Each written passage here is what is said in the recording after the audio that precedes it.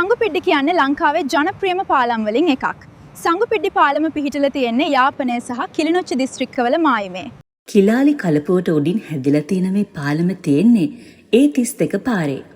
යාපනයේ කරේතු සහ කිලිනොච්චි දිස්ත්‍රික්කයේ සංගුපිඩ්ඩි ආවිලා හැදුණු පාලම සාමයේ පාලමක් විදිහට හැඳින්වෙනවා. මේ පාලම වැටිලා තියෙන්නේ නොගැඹුරු කිලාලි කලපුව හරහා. යාපනයේ සුලන් විදුලි බලාගාර සිට අලිමංකඩ දක්වාම මෙතෙන්ට පේනවා. මේ පාලමාවට කාලයක්ම ඉතා දරුණු යුද ගැටුම් පැවතුණු ප්‍රදේශයක්. යුද්ධ කාලය වෙනකොට මෙහි පාලමක් තිබුණේ නැහැ. මෙහි තිබිලා තියෙන්නේ චැටියක්.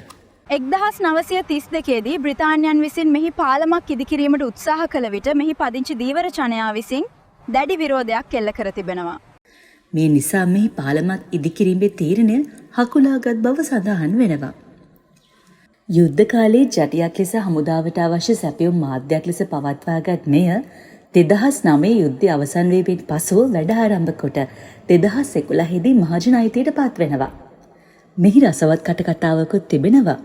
මේ සවිකොට ඇත්තේ පානදුර නගරයට සවි කිරීමට සැලසුම් කළ ගුවන් පාලම බවයි. මෙහි සත්‍යාසත්‍යභාවය කෙසේ වෙතත් පානදුර නගරයට තවමත් ගුවන් පාලමක් නම් නැහැ. දන්නවද මේ පාලමත් සෑන්ඩ් බ්ලාස්ටිං කරලා සිග්මා මරීන් පේන්ට් වලින් පේන්ට් කළේ චමල් මරීන් සර්විසස් එකෙන්. ඒ ෆොටෝස් ටික හෙට දාන්නම්.